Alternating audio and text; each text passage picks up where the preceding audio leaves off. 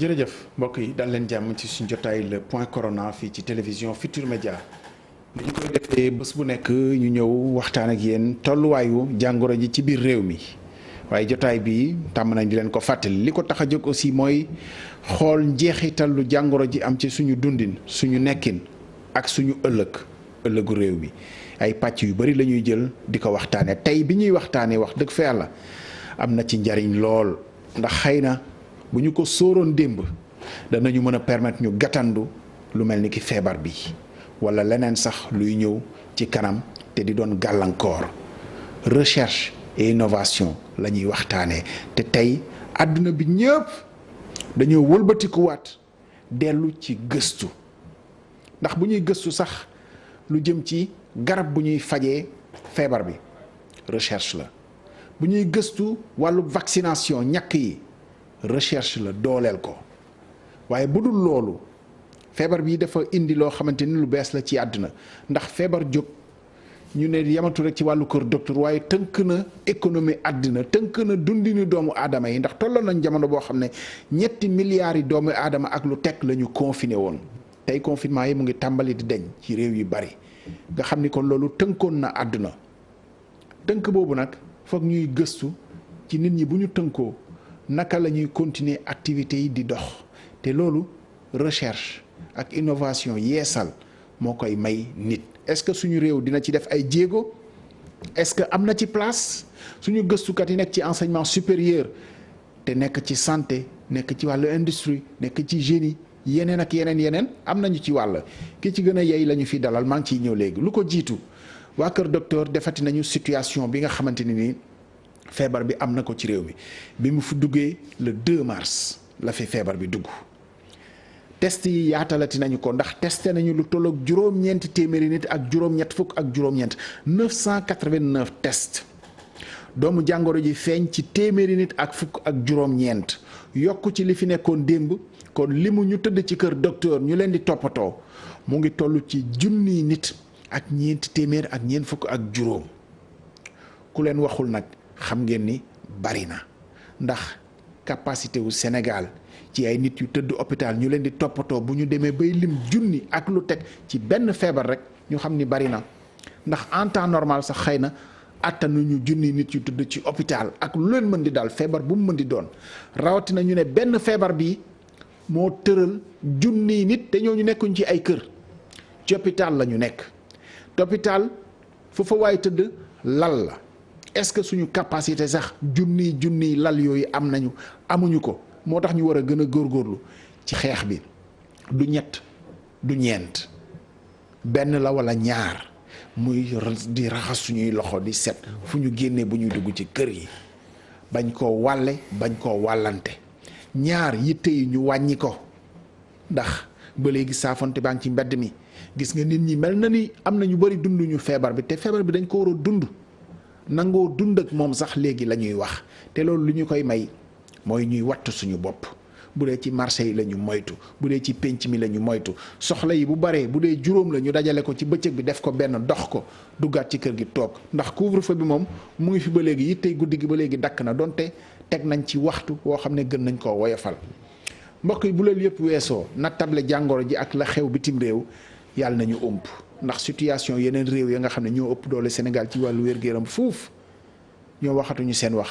Amérique gis ngeen ko mu ngi ci 88 000 nit yoo xam ne ñàkk nañ seen bakkan France 27 000 Espagne naka noonu ci réew yi nga xam ne sax ñoo nekk suñu wet Guinée Conakry feebar ba fa la mujjee dugg waaye lim ya romb na suñu bos ci ñi nga xam ne jot nañu jàpp doomu jàngoro ci 2531 cas am nañu ko te pourtant fa la feebar bi mujjee dugg fukki nit ak juróom ñàkk gëm nañ ci seen bakkan Sénégal nag ñaar fukki nit ak juróom wàcc nañu ñàkk seen bakkan juróom-ñaar a ngi ci Sowétas ni ñu koy waxee ndax seen cas grave na donc ñu bàyyi xel farluwaat wax dëgg fa yàlla ci mesure barrières yi ndax Kër Docteur nee nañu pexe bi ñun ñoo ko yor loolu fàttali la woon lu mënul ñàkk la ndax feebar bi waa Kër Docteur dañu koo delloo société bi ñu yem mbégte mbokk yi def ñëw fi tey ci pàcc bi nga xam ne nii junj naa ko ñu war koo waxtaanee tey muy recherche innovation ci wàllu li nga xam ne sax moo ñu koy may mooy enseignement supérieur ndax ñi ci nekk ñëpp fa la ñu moo leen njaboote. ñu am mbégte di fi dalal monsieur Amadou Thierno Gaye di directeur de la recherche et de l'innovation ci ministère de l'enseignement supérieur, de la recherche et de l'innovation. Amadou Thierno Gaye dalal jàmm. jërëjëf Ablaye maa ngi leen di gërëm di la sant sa invitation bi di nuyu say téléspectateurs nuyu waa Sénégal yëpp. dafa di dañuy rafetlu bu lu mel ni xewee ñu delloo kàddu gi borom xam-xam yi xam-xam gi nag du ci bind téere rek dafa di ci gëstu ci recherche waaye it gàttandu sax lu ñëwagul dinañ ci ñëw léegi. ñu am mbégte nekk ci bu mu jokkoo gi xarala yi gis nga ko loolu it innovation la ah d'habitude ñëppay toog fii waaye tey fu waay mën a nekk mën nañoo jokkoo ak moom est-ce que Diegane Diouf mu ngi ñuy dégg Diegane est-ce que yaa ngi ñuy dégg.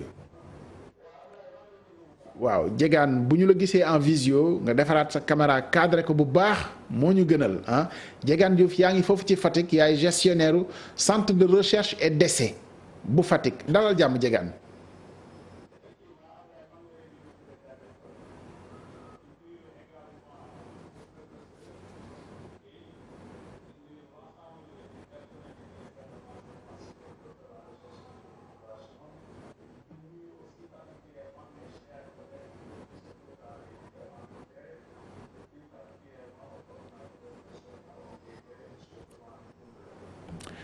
jërëjëf Diegane dinañ dellu siwaat li tax sax ñu taamu dem ci région baax na recherche bi ñu bañee koo tënk rek ci Ndakaaru ndax souvent dañuy yaakaar ni dëkku taax rek la lépp nekk baax na kon tey ñu gis ni ci diiwaan yi am na ay centre de recherche et d'essai te ci cadre bi la ci yow la ñu bànqaasoo monsieur le directeur Amadou Tidiane Gaye monsieur le directeur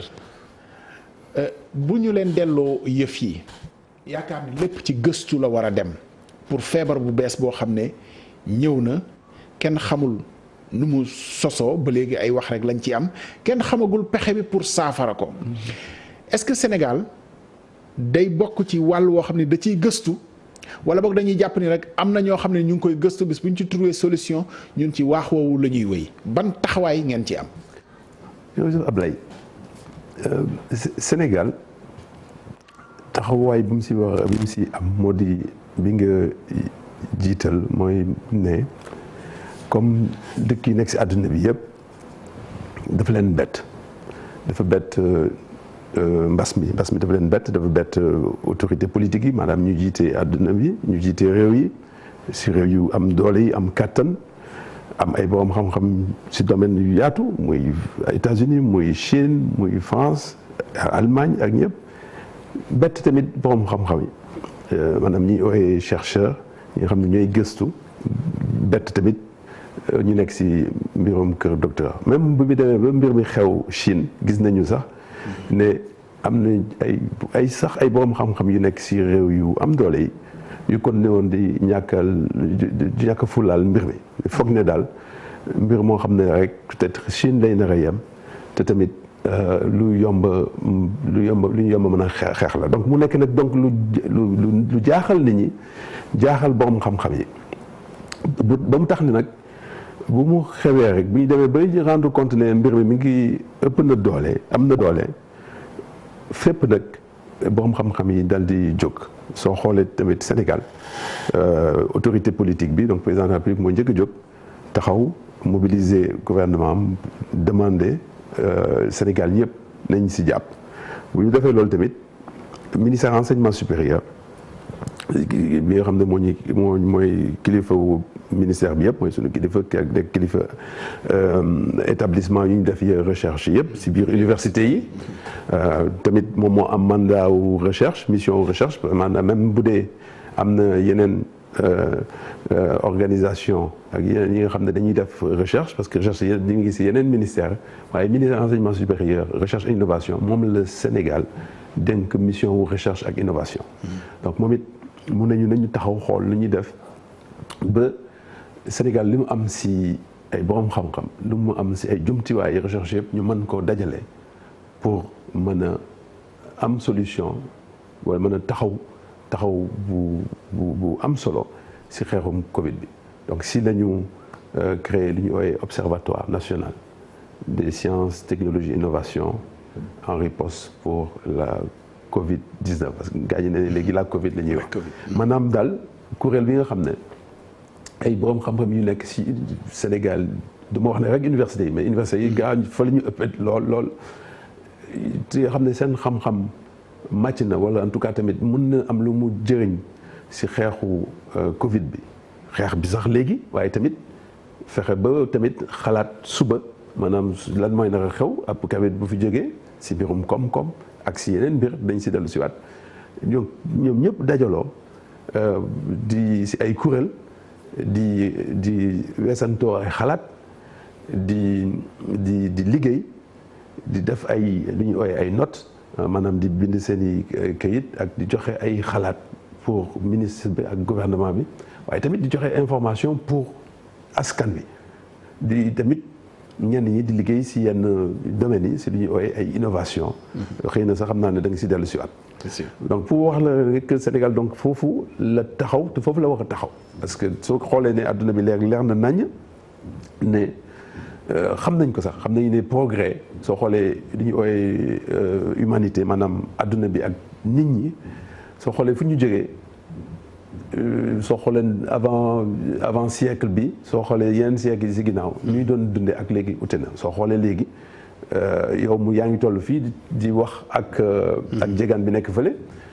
bu la neexoon tamit tey jii bu ko ñu ko permettre woon mun nga dem léegi aéroport jël avion balaa 4 heures de temps nga egg Paris mun nga jokkoo téléphone léegi say mbokk ñu nekk fépp ci biir àdduna bi ak yeneen donc loolu tax na tamit nit ñi seen fan gën a yokk ci biir àdduna bi lu ñuy wax espérance de vie tax na tamit ñu wax koom-koom gën a yokk tax na tamit donc wér-gu-yaram gën a yokk yombal na tamit liggéeyu nit ñi yombal na bu baax liggéeyu nit ñi donc loolu xam-xam moo ko lal science ak technologie moo ko waral donc dafa jaadu tamit dara bu xewee sa dëkk dara bu xewul comme nee naa la loolu si loolu la ñu jëfandikoo tamit dara bu xewee nekk loo xam ne jaaxal na ñëpp si la xëy na tamit xam-xam war a gën a amati njëriñ te foog naa ne soo xoolee sax partout dans le monde soo xoolee am na dëkk yoo xam ne am nañu culture boobu dëkk bu toll ni Canada ñoom am na ak États-Unis sax tuuti mais surtout Canada am nañu culture yooyu soo xoolee dëkk yu mel am nañu culture yi nga xam ne ñoom lépp lu ñuy def am na ay scientifique yu si liggéey ba pare xalaat ko xool buñ ko lu tax ñu war a def li buñ ko defee lan lay war a jur bu joree li tamit lu ñuy def ba pare jébbal ko nag ñi nga xam ne ñoo jël décision parce que nag scientifique du diriger. Technologie di diriger. donc borom xam-xam si boppam newul ne moom mooy diriger en philosophie sax waxoon nañ leneen waaye tamit borom xam-xam mun na bañ a nekk dirigeant mais lu muy génne lu mu xalaat lu ñu dajale dañ koy jébbal ñi nga xam ne ñoo jël décision ñooy nag ñu dajale xam-xam boobu ak ñoom seen xalaat politique ak seen taxawaay ak lu ñu xalaat ne foofu la ñu war a yóbbu seen réew ñu jël ay décision yooyu nag bu ñu ko jëlee scientifique ñëwaat tamit encore parce que duñ ko joxe rek taxaw. dañuy ñëwaat nag bokk si ñi nga xam ne ñoo siy liggéey loolu la ñuy ooyee des fois recherche action bokk nañ tamit si ñi ñuy def ñu koy mettre en œuvre li ñuy wax fexe ba nga xam ne mu egg si ku ñu war a egg loolu tamit xam-xam la tamit. xam-xam yemul rek si defar ay mbir génne xalaat xam-xam sax nu ñuy joxee sax information nu ñuy waxee sax ak askan nu ñuy joxee garab. nu ñuy xalaatee suba nu ñuy defee sax communication yow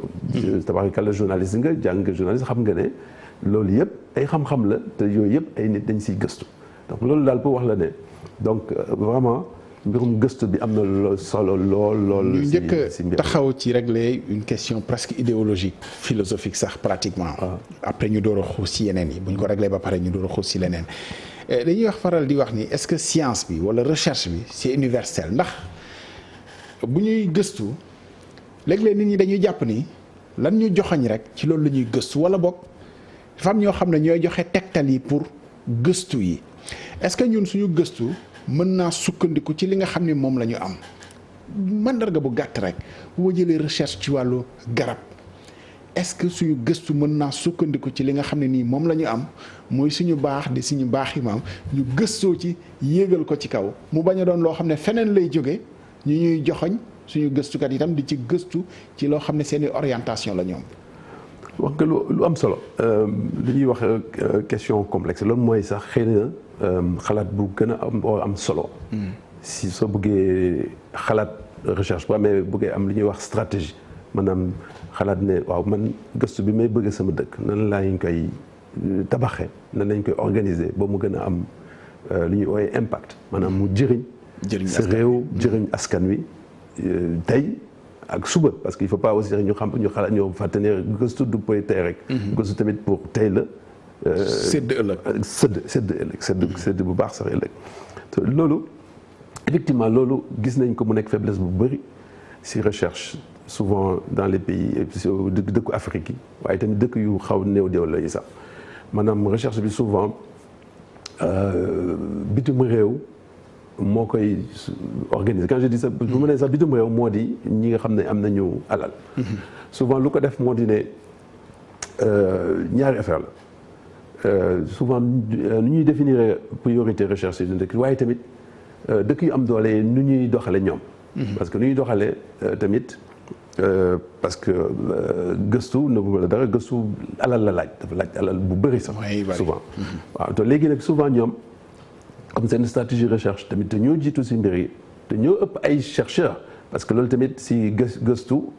lim bi am na si solo lu ñuy ooyee masse critique. mun nga am tamit benn scientifique bu am solo si benn domaine waaye bu dee moom rek la maanaam progrès du yomb donc souvent loolu mooy orienté mbir yi maanaam nombre de chercheurs yi nga xam ne Afrique bëriwuñu soo xoolee soo dajalee nombre chercheurs yëpp si àdduna bi. nee nañu chercheurs yu nekk africain yi Afrique gëstukat yi ñaar lañu si téeméer yu nekk. donc soo xoolee tamit li ñu ooyee publication maanaam nit ñi bu ñu gëstoo ba pare il faut que dañuy bind ab téere bu ndaw téere. téere yooyu si ay journal lañ koy génne ay sa yeneen naataangoo ñoo koy xool càmbar ko ne lii baax na. valider ko ñu kii ko li ñu ooyee revue par les pairs. te journaux yu am solo yu nekk si àdduna bi tamit. fu ñuy defee loolu journaux yooyu si dëkk yu am doole yi la nekk te en plus donc ñoom comme ñoom ñu ëpp ay chercheurs ñoo ëpp lu ñuy publier donc boo ko ëppee li ngay publier sa morom rek yaa ngi orienté presque recherche bi nga xam ne moom la ñuy jëfandikoo si àdduna bi donc dafa laaj tamit ñi nga xam ne ñi ngi def recherche seen dëkk ñu xool bu baax loolu c'est-à-dire yow chercheur bu nekk ak dëkk bu nekk bi def stratégie am pour ne lii laay bëgg a def gëstu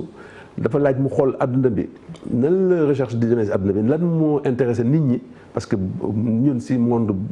bi lañ bokk. waaye tamit dafa laaj nga xool tamit sa réew lan ngeen fa soxla ak lan moo fay priorité dañu ay définir des priorités maanaam si bu dee si affaire wér-gu-yaram la bu dee si mbirum mbéy bu dee si mbirum tourisme bu dee mbirum napp ak yeneen dafa recherche bi ngay war a def sa biir réew. ak ñi koy def war nañu fexe ba nga xam ne loolu. mën a am orientation yi jëm si priorité yi nga xam ne mooy priorité yi réew mi taxawal maanaam foofu la encore relation bi di nekk entre chercheur bi ak politique bi maanaam chercheur bi tamit bu nekkee si dëkkam ñu koy jox ay moyens di ko fay pour mu liggéey recherche bi muy def lu si bëri action politique bi maanaam quand je dis action politique du politique politique moo di ni ñuy organiser réew mi ba mu avancé moom li muy doxale si recherche war na mën a permettre tamit action politique boobu mën a avancer soo ko jëlee si mbirum économie nga jël ko si mbirum ndox disponibilité de l'eau nga jël ko si mbirum énergie environnement fépp daal donc loolu am na solo waaye tamit recherche dafa nekk loo xam ne il faut que chercheur bi am li ñu koy waxee liberté maanaam chercheur du koo xam ne dañ koy wax ne lii nga war a def. dañ koy définiral cadre bi parce que cadre bi dañ koy waxee ne mooy priorité yi maanaam lii daal moom la sa réew mi soxla moom mu xam ne réew mi moo koy féete moom lay liggéeyal mu nekk si loolu waaye moom nag nu ñu koy doxalee moom ak ay ñooñam ñooy xam nu ñu koy doxalee te tamit si biir day am aussi li ñuy ooyee recherche fondamentale loo xam ne lu am solo la. maanaam li may wax ni yëpp recherche xëy na appliquée la wala recherche développement mooy recherche bi nga xam ne mun nga ko jëriñoo léegi pour que li ñuy béy gerte ceeb bi ñuy béy par exemple nan la ñuy fexe ba nga xam ne rendement yi gën a yokk nga xam ne boo béyee ren ji suba déwén boo béyee mu gën a yokk rendement yi nan la ñuy defee ba nga xam ne ndox bi nga xam ne mi ngi côté Kaolack wala Fatick te mu bëri xorom lool ba nan la ñuy def ba jëriñoo ko loolu recherche bu appliquée la boo xam ne dañ koy jëriñoo léegi. waaye tamit recherche appliquée boobu si recherche fondamentale la jóge maanaam xalaat boo xam ne buñ koy xalaat kenn xalaatuloon ne mënuñu woon xam ne mun na am résultat léegi. te loolu tamit si la recherche la bokk donc il faut que ngay prévoir toujours di financer ñi nga xam ne dañuy am liberté xalaat si lu ñu bëgg ay philosophe sax nga jox leen xaalis ñu réfléchir. ay naturaliste ay environnementaliste ay économiste ay juriste ak façon bu nekk mais il faut que dans ay mathématicien mathématique moo di loo xam ne. normalement à part lu ñuy ay mathématiques appliquées ay mathématiques sax. si boppam yow mi mathématicien nga. man physicien la. physicien la mais damay jokkoo lu bëri si mathématique parce que damay def modélisation voilà donc loolu yëpp si organisation recherche bi la bokk ak xalaat gouvernance recherche bi parce que boo amee gouvernance bu baax recherche maanaam xalaat nu ñu am nga stratégie. mais professeur Amadou Thierno Gaye. xam nga da nga fi junj ñaar yu gàtt rek. ci loo xam ne nii ça parle aux Sénégalais. danañu gëstu ci ndoxu xorom si naka lañ koy fexee ba mu xaw a lewet pour ñu mën koo jëriñu mais loolu dafa di problème yoo xam ne daf fi yàgg ba génération yi du judduwaale nañ ko fekk ko fi. dañ cee mësul gëstu bi moo mënul mat bu ma jëlee beneen. sibiru paludisme. comme dañoo nekk ci jamonoy feebar. dañuy wax ni dafa am ñuy méngale sax ne boo gisee sibiru ba léegi amuñ solution parce que du feebaru nasaraan yi. ñun lay dal 500 000 nit yi muy faat ci àddina bi fii la Afrique moo tax recherche bi gëstu bi sottiwul est-ce que ci suñu capacité ñun suñu universitaires yi ci seen wàllu boobu la wala boog ñi nga xam ne ni ñoo ci def yi moyen ñoo koy diriger ba xëy na bu amul impact ñoom ci seen dundin du mën a sotti ci lu ñu bëgg ñun. waaw loolu tamit am na si lu bëri. mais donc dañuy changer paradigme naka la ñuy def pour mu doon loo xam ne nii njariñ la ci suñu askan ci lu ñuy gëstu tamit. mooy li ma doon wax définition priorité recherche soo xoolee paludisme gars yi am nañu si sunu chercheurs yi soo xoolee biir Sénégal fii Université de Dakar am na groupe bu yaatu buy liggéey si paludisme depuis des années bokk si niveau international yi ak waa OMS def ay affaires yu résultats yu am solo sur nan la ñuy jëlee en charge kii maanaam sibiru bi. te résultats yi baax nañu quand même. parce que ministère de la santé mi ngi jëriñoo seen résultat. ñu koy gis tey ci parce que paludisme quand même dellu na ginnaaw bu baax sur réew mel ne réewu Sénégal. mais xëy na dañuy wax affaire bu vaccin souvent effectivement maa ngi dellu si waat si affaire bu moyen am na yenn recherche yi surtout recherche bu eggee am na fu muy toll il faut nga am ressources humaines yi donc masse critique yi nit ñu bëri nga di fay lu mot bien sûr ñu siy liggéey. waaye tamit alal bu mu laaj moo bëri soo xoolee si vaccin corona bi am na groupe yu bëri. yu si nekk ay chinois yaa ngi si anglais yi sax avancé nañu si bu baax. américains yi ñu ngi si et cetera et cetera te moyens yi da ngeen di dégg chiffres yooyu bu ko déggee xam ne réew bu mel ni suñu réew wala Afrique yëpp sax attanuñ ko. waaye tamit effectivement il faut que xëy na ñu changer stratégie xam ne comme souvent jàngoro yi toll noonu. Afrique yëpp lay concerné ñu mën a am au niveau africain stratégie yi nga xam ne dañuy permettre réew yëpp bu ñu si jàppee ñu commencé am moyens yi nga xam ne dañuy permettre ñu régler ko donc je crois que yenn stratégie recherche ak bu ñu buggee mu gën a gaaw mën a egg si yenn niveau yi certainement au niveau africain la ñuy mën di booloo di dajale d'ailleurs Union africaine am na benn stratégie bu mu tudd STISA maanaam une stratégie science technologie innovation bu wane ne pour ñoom bëgg nañu fi ak 2024 Afrique am fu mu taxaw si wàllu recherche waaye stratégie yi tamit boo ko dagalee benn document la il faut nga am alal bu lay permettre nga def ko waaw mais si biir Sénégal gis nañu quand même léegi ne avec université yi commencé di génn si fépp si biir réew mi donc xale yu bëri yi nga xam ne tàggat nañ leen fii biir si biir réew mi waaye tamit si bitim réew ñi ngi ñibbisi di liggéey di gëstu si biir université yi ak di changer bu baax environnement recherche donc environnement recherche au niveau qualitatif maanaam qualitatif des ressources humaines suñu réew changé na si lu bëri si rek diggante université yu bees yi bi ñu fi ñëwee ak léegi donc pour wax la rek ne environnement de recherche tamit am na relation bu am solo ak environnement de qualité de l'enseignement supérieur bu amee enseignement supérieur bu am solo buy jàngale bu baax di joxe ay certainement ay déjà mais ay xam-xam ba pare tamit nga orienté ko en fonction de sa objectif réew mi comme parce que xam nga depuis demite Sénégal léegi am na benn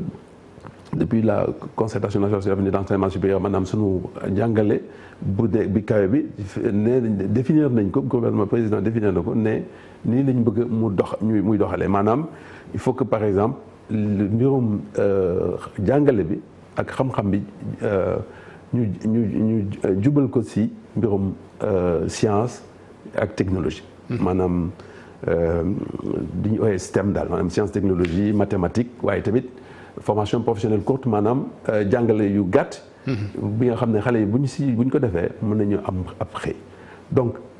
bu amee enseignement supérieur bu am solo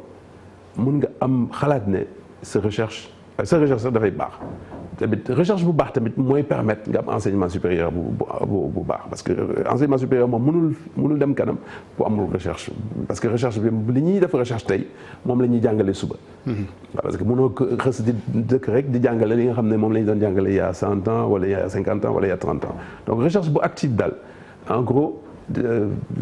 mooy li ñuy ooyee pilier du développement boo bëggee développer sa dëkk. boo buggee développer ses ressources humaines bëgg a développer ay infrastructure bëgg boo feebaroo nga faju bëgg boo amee lu mel ni mbas mi egsi sa réew nga mën a gis ay nit ñu jóg taxaw il faut que daal sa recherche taxaw. donc soo xoolee d'ailleurs yenn dëkk yi sax mu jeexale foofu recherche presque au niveau stratégique bi ñu ko def c'est une des priorités autant que par exemple sax ay sécurité nationale recherche problème sécurité la gis nañ ko léegi gis nañu si affaire mbas mi que recherche problème sécurité la soo ko jëlee si mbirum wér-gu-yaram boo ko jëlee tamit si mbirum protection des frontières problème spatial boo amee ay satellite yu nekk si kaw di la xool boo xamul ay nit ñoo xam ne am nañ si xam-xam ba mën a xam ne satellite mi ngi fii tegu waaye tamit ñun it mën nañu am suñu satellite bu ñuy permettre ñu mën a surveiller suñuy frontières. c'est mbir mu ngi commencé jafe ak yeneen donc recherche priorité non seulement priorité la mais une question de xëy na sax de souveraineté nationale. dinañu ñëwaat léegi ci observatoire des sciences technologies bi nga xam ne def nañu ko mu bañ a doon comme ni ko ñeneen xalaatee universitaires yi ñooy xaacu léegi pour jëlaat seen place ci li nga xam ne nii situation Covid bi wane na ko mais mu bañ a doon aussi loo xam ne universitaire dañuy nekk ni ñu koy waxee dans l'entre-soi c'est-à-dire nekk ci laboratoire di wax entre ñoom ci loo xamante ni nii xëy na balaa moo jëriñ askan wi ay génération duñu ko fekkee loolu dañ ciy wut mandarga bu gàtt. dem fekki Diegane Diouf est-ce que Diegane mu ngi may dégg Diegane yow fi ma bëggoon xam dëggantaan ci application li nga xam ne dinaa mooy sa directeur wax na ko directeur de la recherche au ministère de l'enseignement supérieur de la recherche et de l'innovation xam bu baax centre yi nga xam ne ñu ngi ci diwaan yi sa bos mu ngi nekk Fatick centre de recherche et d'essai ci lan lu ñu mën a am mandarga ci loo xam ni recherche la gëstu mu amal nit ñi njariñ parce que mën naa am foofu ña fay bay illeer la ñu daan bayee ba léegi te xëy na ba léegi moom la ñu yor est-ce que recherche bi mën naa dem ci gëstul leen yeesal moyens yi innovation bi bokk na ci bu dul loolu yan pexe concrètement ci li ngeen di yëngatu yéen te muy démembrement direction bi nga xam ne moo fi nekk tey naka la ko askan wi di yëgee njariñu recherche bi Diegane Diouf.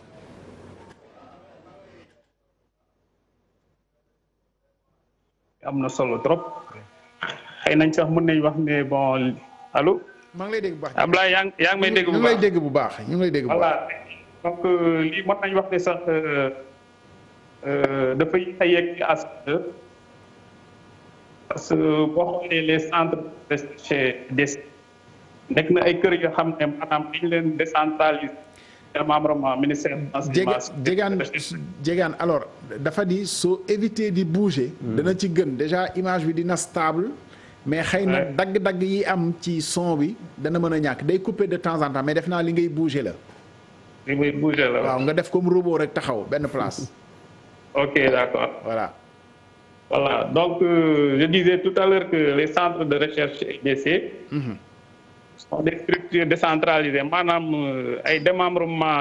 ministère enseignement supérieur recherche ak innovation lañ donc centres yi nag dañ leen implanter un peu partout dans le Sénégal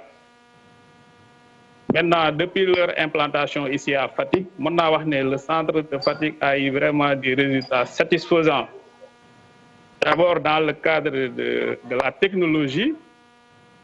parce que on a parvenu vraiment à lutter contre la fracture numérique maanaam fexe ba ndaw yi nga xamante ne ci gox-goxaan yi la ñu nekkoon ci àll bi mësuñu woon gis ordinateur wala mësuñu woon laal ordinateur fexe nañ ba ndaw yooyu koo ci mën a jël tey jii ba ci taalibe yi sax koo ci jox machine mën na ko manipuler donc mën nañ wax ne recherche bi ak innovation bu côté boobu am na vraiment benn sens. Diegane ba du discours campagne électorale parce que scientifique. non du tout. parce que boo ma nee taalibe yi xam nañ ordinateur bëgg naa ñëw xool ko dëggantaan de ba gis ko. je passe sous le contrôle des Fatickois. Sous le contrôle des Fatickois et Fatickois. N'est-ce pas? Oui. Donc ce n'est plus une question de parti politique. mais plutôt une réalisation concrète boo xamante ne am na ci biir dëkk bi. voilà donc ñuy wax rek ne mbas mi dëgg ñëw na fekk na aussi ministère enseignement supérieur commencé woon na di béy waaram ci côté innovation ak technologie nan la ñuy fexe ba suba jumtukaay yu bees yi ñu mun leen jëfandikoo comme ni mu waree. parce que boo xoolee ordinateur laajul des fois si yenn domaines yi yenn njàng yu kawe yi wala yu sori yi pour nga mun ko manipuler et déjà avec la pandémie commencé nañ gis l'importance de l'informatique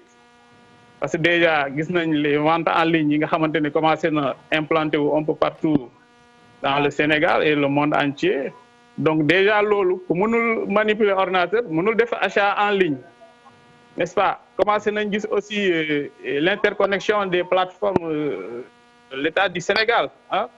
tey jii boo bëggee casier mën nañu wax ne regroupement du am ba pare casier nit ñi ñëw au tribunal rang donc il faut des plateformes yoo xamante ne maintenant ñoom ñooy xel di gérer tout ce qui est état civil n'est-ce pas tout ce qui est casier judiciaire et j'en passe donc déjà maintenant boo ñëwee fii au niveau de Fatick sur le côté informatique mën naa wax ne vraiment grâce à notre ministère de tutelle on peut dire que la technologie au moins am na fi un résultat positif. mais Diegane gis nga foofu damay wax ñi nga bokk ak ce directeur général. mooy li ñu doon wax sànq. est-ce que recherche bi ñu ngi koy orienté Diegane bëgg naa mu nekk à l'écran comme ça ñu mën a waxtaan mu ngi ñuy dégg. c'est-à-dire est-ce que recherche bi ñu ngi koy orienté réellement ci ni ñu ko war a orienté c'est vrai que problématique gu réduire fracture numérique. ba léegi maa ngi ñëw. par exemple boo nekkee foofu dans le Sine. nga xam ne par exemple boo ñëwee dans le Sine. je peux dire que Sine ici am nañ fi benn recherche boo xamante ne c'est inépuisable c'est-à-dire le sel. donc boo jëlee le cadre de la recherche notre ministère de tutelle ñëw na pour jàppale les producteurs de sel iodé sur comment maintenant exploiter le sel maanaam jox nañu benn unité d'iodation boo xam ne c'est mis à la disposition des producteurs de sel. récemment même dégguma nga ne def nañu benn lan. benn unité d'iodation. ok. plus récemment aussi. am nañ fi benn.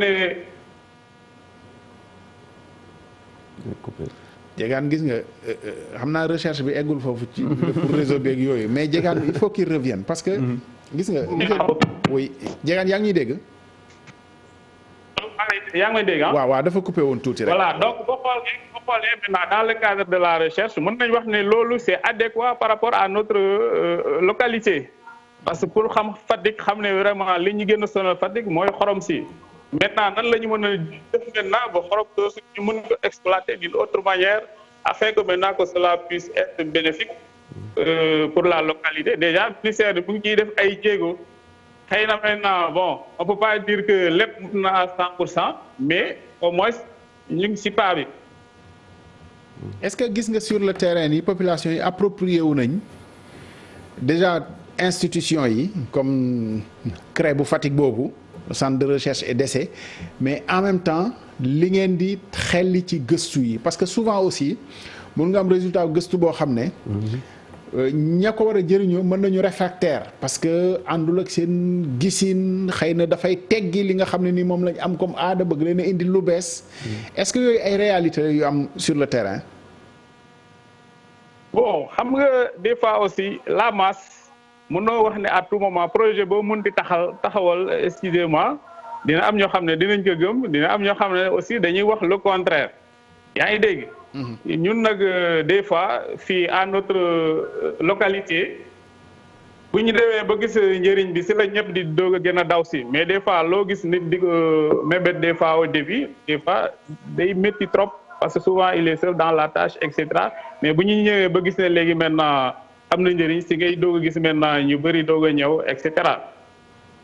Diegane defal comme si ce directeur général nekkul fii ci plateau bi dégguñu yëgul lu xew c'est-à-dire lan ngeen di dund réellement est-ce que yéenay gëstu est-ce que am ngeen moyen wu gëstu yéen wala boog c'est-à-dire ñi ci kaw ma yeggale rek wala boog yéen dañ leen di jox waaw am nga tey ji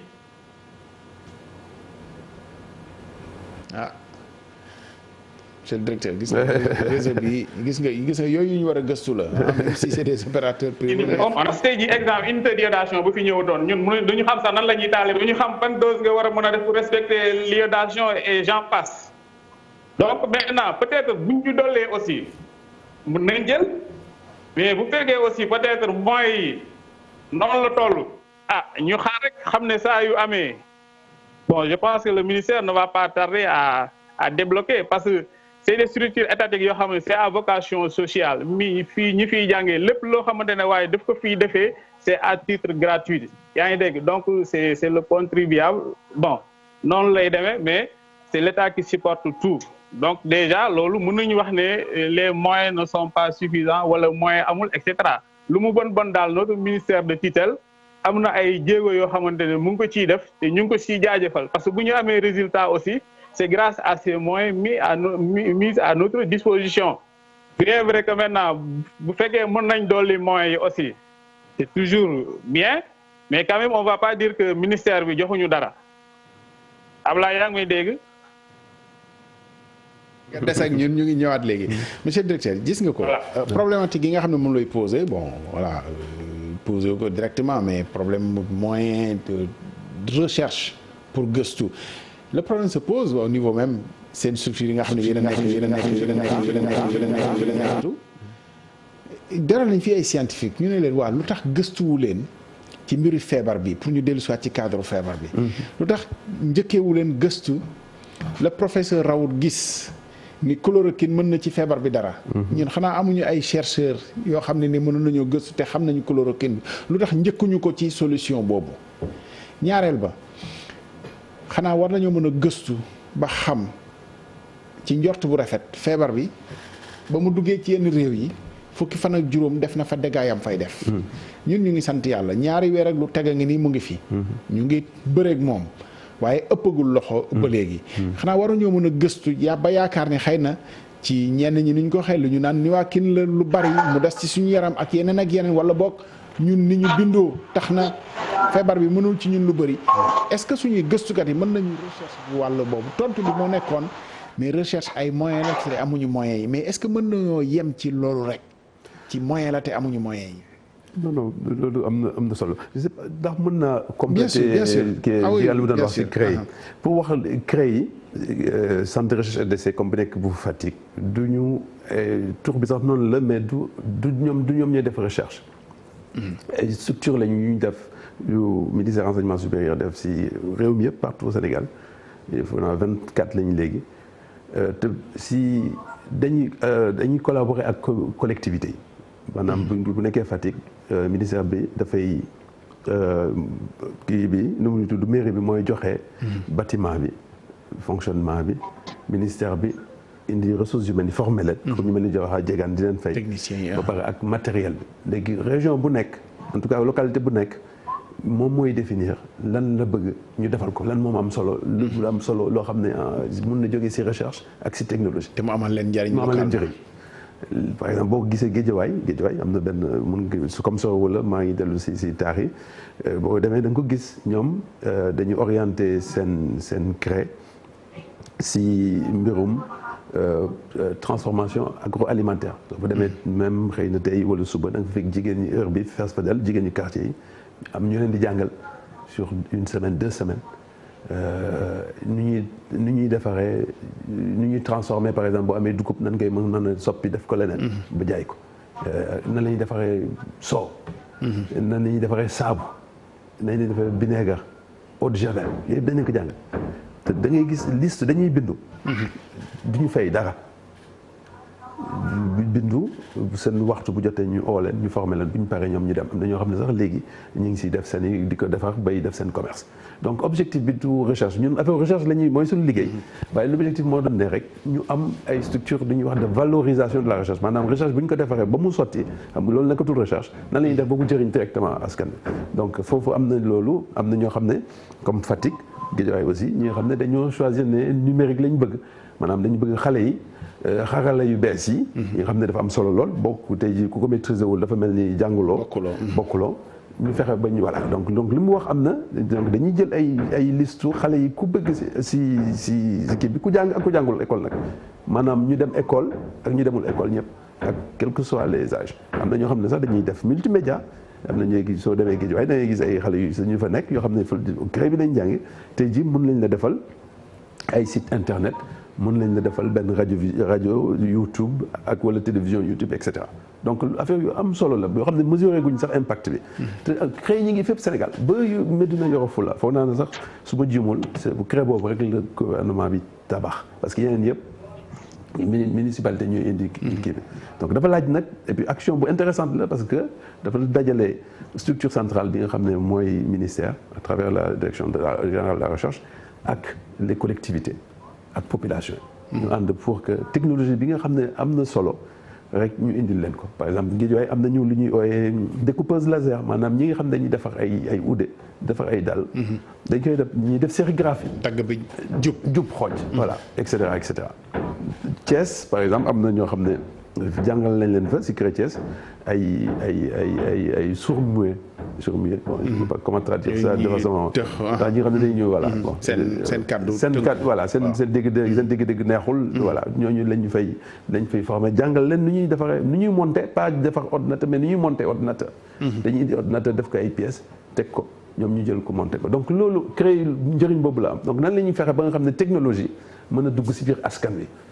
recherche bi lu mu waa ESP wala waa faculté des sciences chimie yi bu ñu defaree ay produits yu bees ne di tax bi wala mango bi wala lii buñ ko defaree nii buñ ko soppee mun nañ ko def tel produit bu ñu demee ba mu mot sëkk ñun dañuy jël loolu ne leen waa léegi da ngeen dem jàngal ay xale si biir benn CREI ñooñu di ko jàngal jigéen ñi ak xale yi comme ça ñooñu tamit mën a am xëy voilà donc loolu mooy mbirum CREI léegi si li nga wax si recherche loolu am na solo lool recherche encore une fois bi wax naa la ko léegi ne la Afrique yëpp 2% la ñu de publication maanaam si mbind mi tamit nombre de chercheurs noonu la toll tamit 2% du nombre de chercheurs mondial Didier Raoult bi nga wax noonu institution bi muy monté foofu nga xam ne ay financement yu yaatu la au niveau français ak européen li ñuy woowee LABEX laboratoire d'excellence maanaam dañu décidé ne lancé appel ne dañu bëgg ay laboratoire d'excellence maanaam du ñu jël xaalis bi jox ku nekk mais dañ koy dajale lu bëri ne waaw léegi nag yéen ñi def ci doole voilà ngeen compétir ngeen wax ñu ngeen ñëw bu ñu compétir ku nekk indi sa projet moom mu bokk si ñu tànn donc ay moyens yu bëri la léegi dafa am ay chercheurs ay naataangoom ñu bëri ñu am xam-xam comme moom di liggéey ak ñoom foofu ñu bëri nag sakkan ce qui fait que ñoom si sujet yu nekk dañ si mën a liggéey ba pare mën a am ay moyens di jox ay bourses bay invité ay chercheurs sénégalais ñëw di liggéey ak ñoom Cheikh Soxna bi nekk yéen def ak yeneen xale ay sunu doctorants yi bu ñu bëggee sunu collègues yi sax enseignants yu bëri dañuy collaborer ak ñoom donc pour wax na leen rek même bu ngeen gisee résultats yooyu di am si laboratoire yu mel ni ay Didier Raoult ak yeneen pays étrangers ak chercheurs na ngeen di wax des fois il faut se dire man dama koy wax toujours ne xaalis suñu réew yi sax ak sunu xam-xamu sunu boobu xam-xam yi mi ngi ci biir parce que noonu la ñuy fabriquer résultat scientifique léegi newul rek benn chercheur moo taxaw di ko def dafay xool ñeneen ñi li ñuy def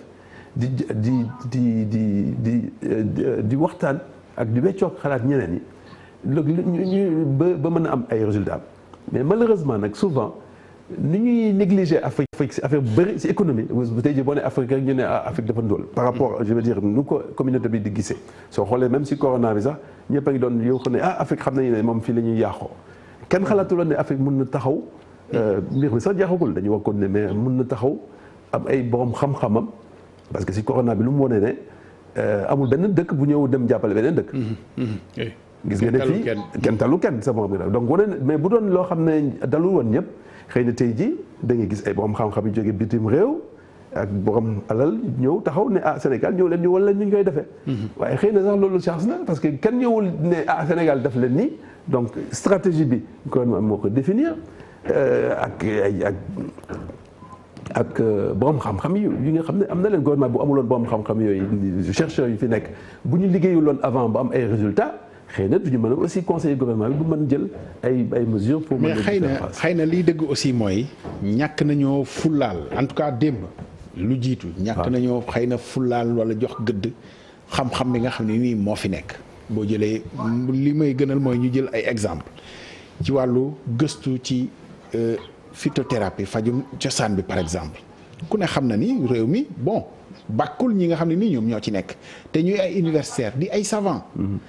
wàll wi ñu leen jox dañ leen réglementation bi sax ba léegi matagul ba léegi pour ñu jox leen cër jox leen gëdd bu baax bu ñu gisee président la rek bàkk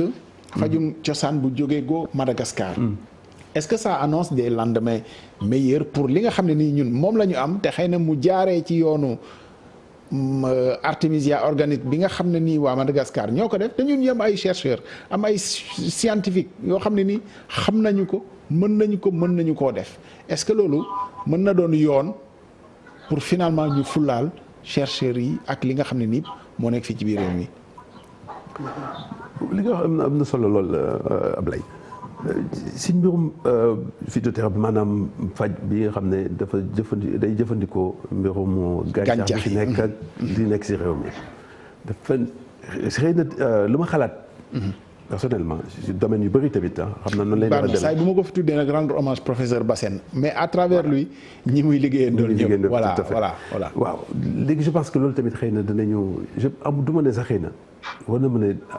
du Sénégal rek africain yi seen bopp amoon na sax organisme bu am na sax ay groupe scientifique africain yu doon tase pour xool nan la ñu mais il y a moins de 2 ans motul sa 2 ans man sax ñun ministère appuyé nañu ay groupe africain ñu tase fi ak professeur Bassène Nder ñun ñoo leen soo jàppale dëgg vraiment pour ñu def seen conférence mais dëgg effectivement Afrique war nañ mën a si priorité développement de la santé ak médecine je pense que effectivement la médecine traditionnelle maanaam faju bi nga xam ne cosaan bi war na si mën a bokk et loolu xëy na crise bi moo ñu mënoon may tamit ñu mën a gis loolu mais parce que encore une fois de plus adduna bi tamit quand même adduna compétition la tey jii amul lenn loo xam ne da nga koy am rek noonu comme ça ñu jox la ko et c'est ça valable si diggante nit ak nit c'est valable si diggante ay réew mais c'est valable tamit si ay discipline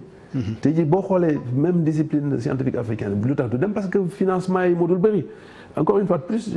moyens yu souvent recherche surtout long terme bi mu laaj souvent moyens yooyu dañ ko dul mën a dajale suñu réew yi bu dee benn réew rek la mais bu ñu dajale woon ñëpp ñi nga xam ne en Afrique ñu ngi si liggéey si loolu dëkk bu nekk am as tuuti boo leen jox ñu dajaloo da nga commencé am masse critique commencé mën a tàggat ay xale yu ñëw commencé quand même am moyens yi lay permettre nga def liggéey bi et Europe loolu la ñuy def. soo xoolee Europe lu si gën a bëri seen priorité. Union européenne mooy financer recherche.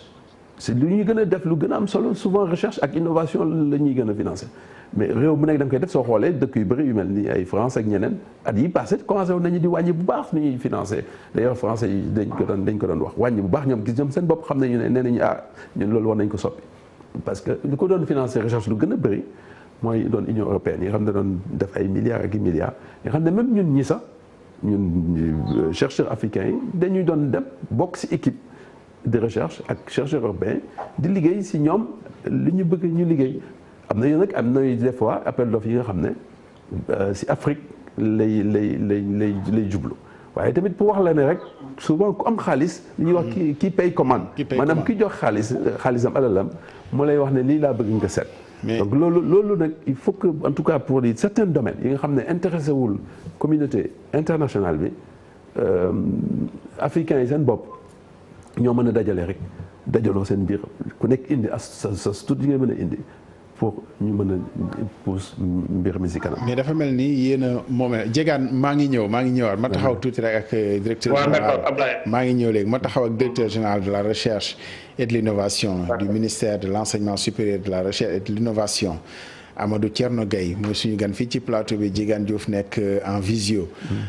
ni ñu koy waxee yéen a moomee vent léegi parce que. bu ñu déggee ci cadre président de la République bi nga xam ne mu ngi justifier mesures yi nga xam ne ñu bëri jàpp nañ ni yolomal la wala sax bon xeex bi. teggi nañ tànk. bi mu koy justifier dafa ne consulter na ay scientifique pluridisciplinaire mu wane ni kon jox na gëdd. ñi nga xam ne ñooy borom xam-xam yi ñooy chercheurs yi ñuy gëstukat yi mais bu weesoo feebar bi xam nga am na ay leneen loo xam ne nii. mu ngi fii. te loraange tous les jours la ba ilaa yow mi diin mooy loo xam ne ci environnement bi la jëm pays développés yi ñu ngi ciy gëstu dañ ciy gëstu di xool nu ñuy nekkee des pays résilients wax nañ ni sax ñun du ñun ñooy polluer mais ñun ñoo gën a sonn ci li nga xam ne nii mooy dégradation de l'environnement bi mais loolu ñun ba léegi defuñu ci ay jéego pour vraiment gëstu parce que dañuy subir rek te léeg-léeg fañ koy wékk dañuy dellu si waat ci problème xaalis bi ñu ne fond vert bi lañ yaakaar gis nga ba ci Amérique génnee ne moom COP 21 bi accord ya nga xam ne signé nañ ko génn na ci donc xaalis ba mu waroon def ci fond vert defatu ko ci lépp tënku mais au bout du compte est-ce que mën nañ ko wékk rek ci xaalisu ñi nga xam ne ni ñooy bu ñu commandé aussi gëstu bi ñuy bëgg mooy bi leen amal njariñ te bi leen amal njariñ du forcément bi am njariñ ñun pour ñun. li nga am na solo mais encore une fois de plus dañuy ramener rek sur question de maa ngi génn sax côté man scientifique pur et dur là mais enfin disons mais dañuy dellu si affaire problème géopolitique. loolu yëpp si moo tax souvent si bu ñuy wax ba léegi maa ngi lay delloo si mbirum Afrique newul ne Sénégal warul def pàccam il faut que Sénégal définir ay priorités am def pàccam mais. tant que relation yi ñi ngi mel noonu comme di nga ko waxee nii xëy na noonu lay mujj parce que dafa soo xoolee xeexu li ngay wax ne changement climatique loo xam ne ñan ñoo ko bénéficié wu alal bi nekkul fii changement climatique nee nañ si gaz effet de serre la jógee. gaz effet de serre bi fu mu jógee si développement la jógee. maanaam soo gisee gratte-ciel yeeg avion yeeg lumière yeeg yooyu yëpp. kër yu mag yi yeeg yooyu yëpp. yooyu yëpp mooy gaz effet de serre. donc du Afrique la jógee donc moom moo def développement bi foofu en dehors peut-être aussi de l'esclavage mais en dehors de l'esclavage première force mais après l'énergie moom la ñuy defee développement. bien sûr donc léegi donc il faut que ñooñu tamit comme ni leen ko waxee. mais dégâts yi pour ñëpp la. bu dégâts yi pour ñëpp la surtout sax pour ñun ñi nga xam ne amuñu capacité. voilà gisoo ay sécheresse bu yaatu bi ñu fi am maanaam bekkoor non ñàkk taw bi ñu fi am lu yàgg ak soo gisee zone côtière yi sax ak yeneen am na dégâts yu bëri yu am Afrique yoo xam ne changement climatique la jógee te ñun defuñu ko donc dafa laaj loolu mu leer nañ foog naa ñun ñëpp kenn amul ku ko mën a weddi àddina que alal bi nga xam ne nit ñi am nañ ko si loolu ñu mën ko si delloo tuuti pour que ñu mën a régler problème en Afrique pas seulement problème lu ñu ooy adaptation maanaam nañ lañu defee ba nga xam ne nit ñi léegi mën a dund ak loolu comme li ñu bëgg a def si corona nee ngay wax nga sax ne waaye dañuy yolomal mais du affaire yolomal adaptation la ñu wax. ba nit ki mën a dund parce que adduna moo mel noonu mun na wax ne rek léegi tawatul rek tuuti ndox laa am du ma béyati non nan ngay def ba adapté wu ba tuuti ndox bi nga am nga mën ko béyee. ndox bi dafa am xorom du ma mën a naan non da ngay am machine ak adapté wu et cetera donc loolu moyens yooyu il faut que mu am fu mu jógee donc loolu mooy foog naa relation bi nga xam ne il faut que état yi. ak établir ko au niveau international pour que ñu mën a financer non seulement la recherche si biir Afrique yi nga xam ne moo ñuy mën a permettre ñu def adaptation correctement waaye tamit mooy permettre développer Afrique parce que boo xoolee même ñu ngi koy sax inversé soo xoolee léegi nu ñuy financer maanaam décarbonisation maanaam nu ñuy financer fexe ba nga xam ne ni ñu doon jëfandikoo énergie boobu bi ñu doon jëfandikoo ñu koy soppi. mi ngi soppi au lieu que ñu jël xaalis fii nga xam ne foofu la nekk ñi nga xam ne ñoo ko jëriñoo indi ko dañuy ñëw fii fexe ba nga xam ne africains yi seen bopp ñooy financer seen accès à l'énergie maanaam tey jii bu doon on était li ñuy wax dans le meilleur des mondes bu doon nu mu doon war a doxee lay war a doxee. ñi nga développé woon ñi xam ne alal boobu ñoom ñoo ko développé ñoo waroon indi benn wàll si alal bi ba ñu mën a financer kii ngay gis fii nii maanaam énergie solaire bi ngay gis fii énergie éolienne bi ñuy war a gis nu ñuy def ba adapté wu ba Dun Bamba Dièye maanaam Saint-Louis mën ko protéger et cetera et cetera. Voilà parce que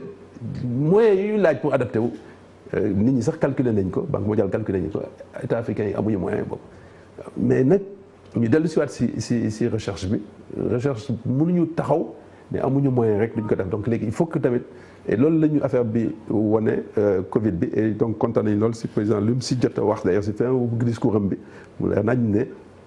gis na communauté scientifique am ñu taxawee ak xale yi tamit. Donc observatoire bi d'ailleurs waxuñu si lu bëri mais loolu moo doon njëriñam dañ dajale nañu ay borom xam-xam yi nga xam ne ñi ngi si affaire médecine maanaam clinique yi nga xam ne ñi ngi si di faj ñi faj ay bakkan buy metti ñi faj ay roñon ñi faj jigéen ñi ñi faj xale yi ñoom ñëpp ku si nekk si ñoom xalaat nga te def nga ay notes pour xam nan la ñuy mën a fajee ñi nga xam ne am nañu corona li nga doon wax noonu si affaire rawul ku si nekk si ñoom xalaat nga. xalaat nañu et def nañu sax ay documents lundi suba sax am nañ benn panel boo xam ne en ligne danañ si xalaat dañ koy organiser pour que ñoom seen biir ñu waxtaan. waaw te loolu yëpp danañ ko teg l'objectif moo di ne observatoire bi nga xam ne ministère de la santé ak ministère enseignement supérieur recherche innovation ñoo ko installé que ñun lu ñu si génne rek ñu jébbal ko waa santé parce que ñoom ñoo yor mbirum faj bi. am na tamit groupe bi nga xam ne mooy wax santé publique maanaam ni ñuy defee soo gisee stratégie yi ñuy def temps yi ñuy def dañu ne léegi ñu ngi def ay gestion communautaire loolu groupe bi xalaat na si lu yàgg donc kontaan nañu sax bu ñu gisee ne ministère de la santé mi ngi jublu si loolu parce que loolu groupe bi xam-xam ñoom boom xam-xam yi nekk santé publique ça fait à peu près 1 semaine wala 2 semaines ñoom xalaat nañ ne Sénégal war na jublu si loolu. donc ça veut dire xëy na duma la mën a wax loo ak un regard critique ci. stratégie bi nga xam ne moom la ñu demee ci feebar bi parce que dans un premier temps dañ ko jàppee voilà yëfu médical la na ko docteur yi géré finalement ñu gis si anthropologue yi xam ni am nañ ci xalaat war nañ ci mën a yaatal relais communautaire yi ñoom war nañoo mën a dugg travailleurs spécialisés yi nga xam ne ay santé communautaire lañ ñu former leen am nañu ci wàll ñeneen ak ñeneen am nañ ci wàll mais réew mi daf mel ni léeg-léeg pour ñu yaatal ñëpp xaj ci problème la xanaa bu ñu jógee ci lii loolu dana mën a sotti pour ñëpp bokk ci li nga xam ne mooy jëmale lépp kanam. yaakaar nañu jegaat maa ngi ñëw nga tëj parce que wax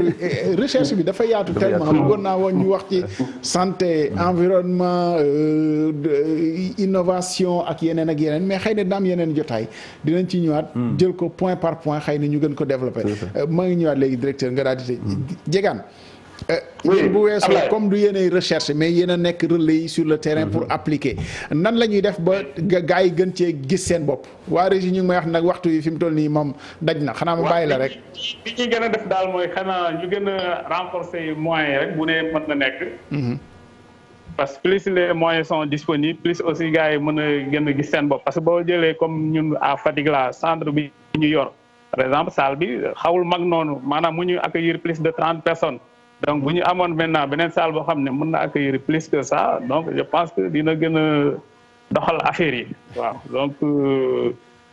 peut-être daal di ñaan ministère bu dee mën na ko bon mu gën ñu jàppale si ay moyens de bord comme ça aussi ñun ñu gën a mën a doxal li nga xamante ne mooy suñu liggéey. parce que ak sa directeur général kay mu ngi nii toog dégg na ko defe naa. voilà très bien. voilà et puis bon peut-être comme niñ ko mën a waxee aussi. boo xoolee le virus là actuellement il nous exhorte à changer de comportement. Donc c'est le moment peut-être vraiment. Diegane def na ni tàggoo na c'est le directeur général vraiment ñu ngi kontaan.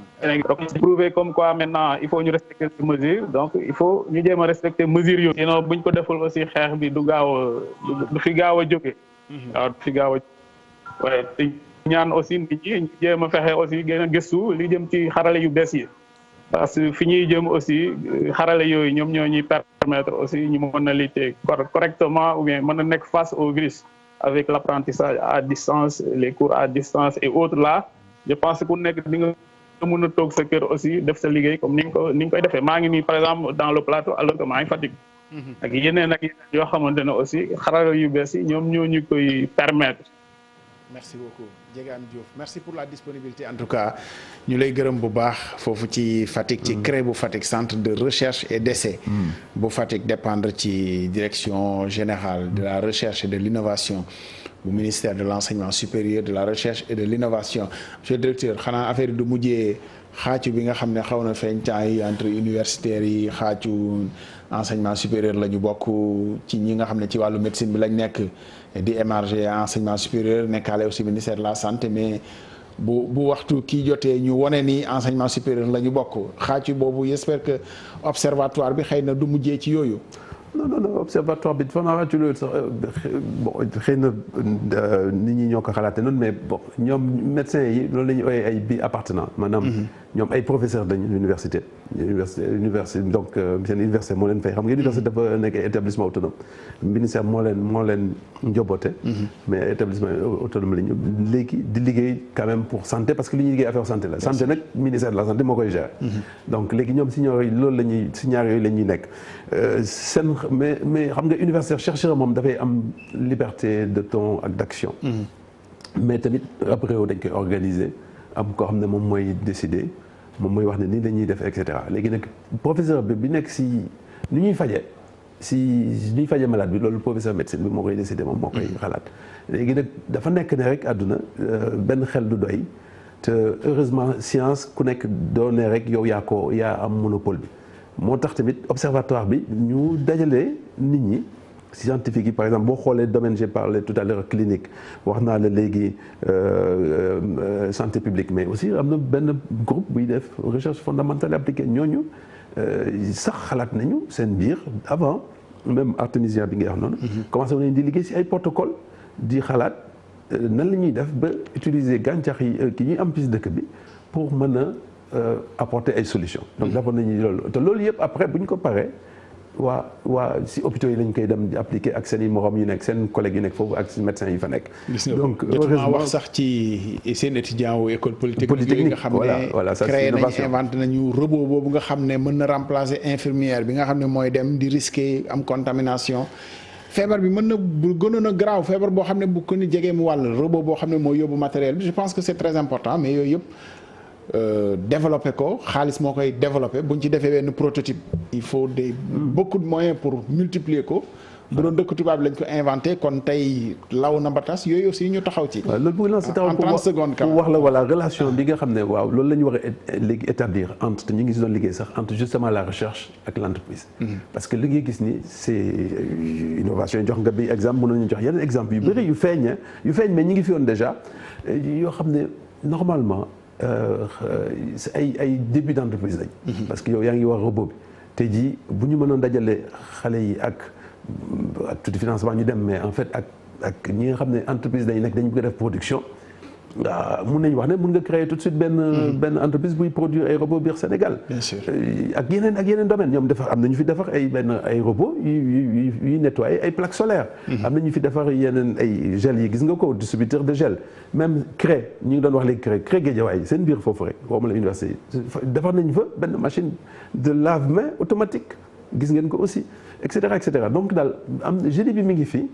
recherche bi tamit am na fi mais il faut que ñu liggéey. ñun ñëpp si limu chercheurs yi gën a bëri xëy na moyens yi tamit répondre te yaakaar nañu ne loolu dana am ak tamit que relation bi recherche bi. la recherche au service du développement ak relation bi ak le monde. entreprise ak milieu socio-économique parce que entreprise tamit soo xoolee recherche adduna bi yëpp état yi moo koy impulsé mais. entreprise privée mooy jëmale recherche kanam. parce que moom mooy jaay mooy jël xaalis. parce que moo ciy bénéficier. après ñëw tamit utiliser recherche. parce que économie la en fait. voilà boo inventé dara économie la mu développé. voilà monsieur le directeur merci monsieur le directeur général merci ci seetsi bi recherche moom yaatu na mais recherche au service du développement. defe naa dina amal réew mi njëriñ. ñu leen di gërëm di leen sant xawaloon nañu yéex a tàmbali mais. ayuloon ci suñu coobare ñu leen di gërëm Diegane Diouf maa ngi lay gërëm encore merci d'avoir été avec nous depuis Fatick. jërëjëf foofu ca CREI bu Fatick. jërëjëf ëllëg incha allah je pense que c'est avec les sportifs danañ ñëw wax ci waaw yëf yi ban njeexital la am ci wàllu football beeg yooyu gis nga ko amatuñu championnat bon am na solution yuñ ci préconiser dinañ ko waxtaane yooyu yëpp ci suñu dundin la ak Covid bi lu mu am ci njeexital lu mu am ci suñu dund jërëjëf à demain incha allah.